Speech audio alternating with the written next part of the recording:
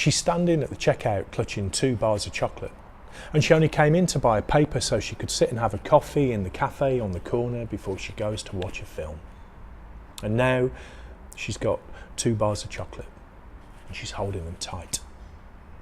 She tells herself it's because it's cold outside, because the wind would whip the skin from your face as soon as look at you, leave you shivering and raw, because the sun is going down and the last of the light might look beautiful to poets, but the temperature is dropping like a stone, and that means you need a little treat, a little something packed with cocoa, sugar, energy and fat, a little something like 2 bars of chocolate, the one she's holding tight. She knows all about the slick marketing campaigns run by bright young things from agencies who pride themselves on knowing everything there is to know about the importance of placing the product at eye level, in arm's reach, near the till, to maximise the impulse buy, her impulse buy, the impulse buy of 2 bars of chocolate held tight as she shuffles forward in the queue. She knows too that her therapist would say it's got a lot to do with guilt, hasn't it, Teresa? That hand-me-down guilt passed on in the milk from mother to daughter, an unwanted heirloom she ought to learn to ditch. And she also knows she's reading way too much into a 50p bar of chocolate and its friend, the other 50p bar of chocolate, both on special offer. But that, Teresa knows, that's her all over. Her all over. She pays.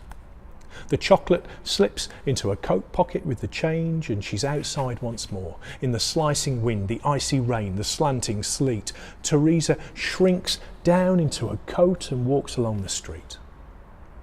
She drops one of the bars into the lap of the girl folded small under a blanket in the doorway. And if some of the change falls with it, well, Teresa isn't counting.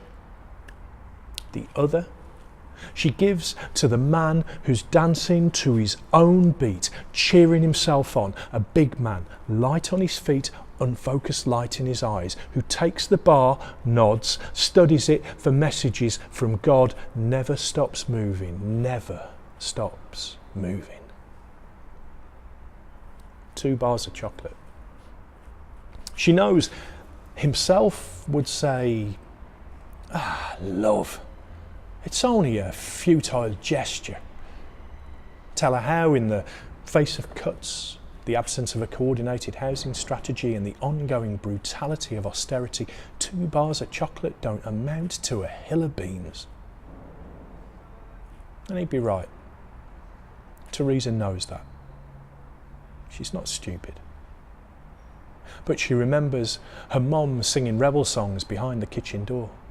The smell of the fry-up, the taste of fresh bread, all those unspoken words that forever stayed unsaid. And yeah, handing out 50p bars in the dying twilight in a tattered town may be a gesture, may be futile, but she will always be her mother's child, and giving others food is the only way she knows to say, I love you.